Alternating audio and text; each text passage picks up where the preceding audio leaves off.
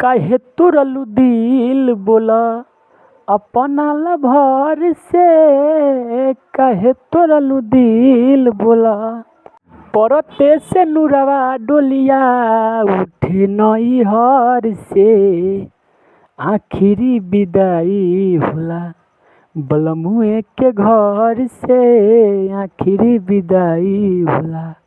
आज का set song इसी ट्रैक पर लिखा हुआ है। इसी तरह फुल और फ्री सॉन्ग पाने के लिए हमारे चैनल को सब्सक्राइब कीजिए ताकि हर अपडेट आपको सबसे पहले मिलेगा। और किसी भी सिंगर भाइयों को पर्सनली सॉन्ग लिखवाना होगा तो कम से कम चार्ज में दिया जाएगा। ऊपर दिए हुए कॉन्टैक्ट नंबर कॉन्टैक्ट कीजिए और हमारे चैनल को सब्सक्राइब कीजिए। तो चलिए देर नहीं लगाते हुए पहला डमी सुनाते हैं मुखरा का। परते से नुरवा दिलवा परते से नुरवा दिलवा तोड़लू करार के। काहे तोड़लू दिल बोला अपना लभर से। काहे तोड़लू दिल बोला अपना लभर से। चलिए फर्स्ट अंतरा सुनिए। नइखी हम जानत रही कइले नुई से। अब त जिए के परी जिए पगला जइसे। जिए पगला जइसे। फोटो लगवले रही मोबाइल के कवर पे। काहे तोड़लू दिल बोला अपना लभर से।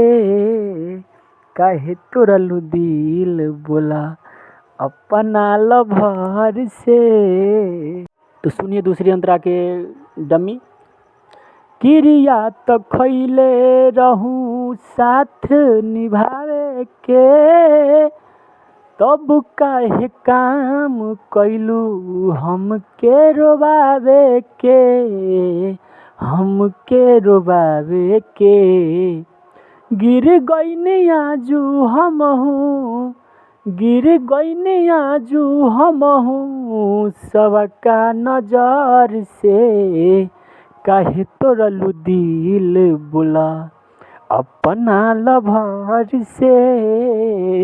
काहे तोड़लू दिल बोला। चलिए तीसरा अंतरा लास्ट अंतरा सुनाता हूँ।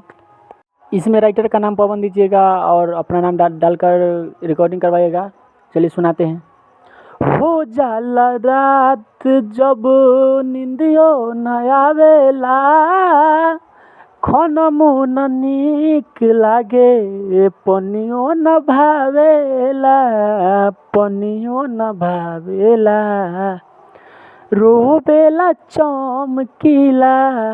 रोवेला चंदन पवन अपना नजर से।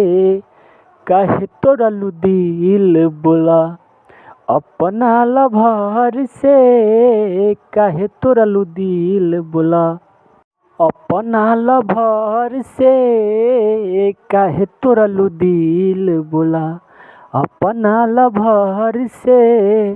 इसी तरह सबसे पहले पर्सनली सॉन्ग लिखवाने के लिए हमारे चैनल को सब्सक्राइब कर लीजिए और बेल आइकन को दबा दीजिए। धन्यवाद।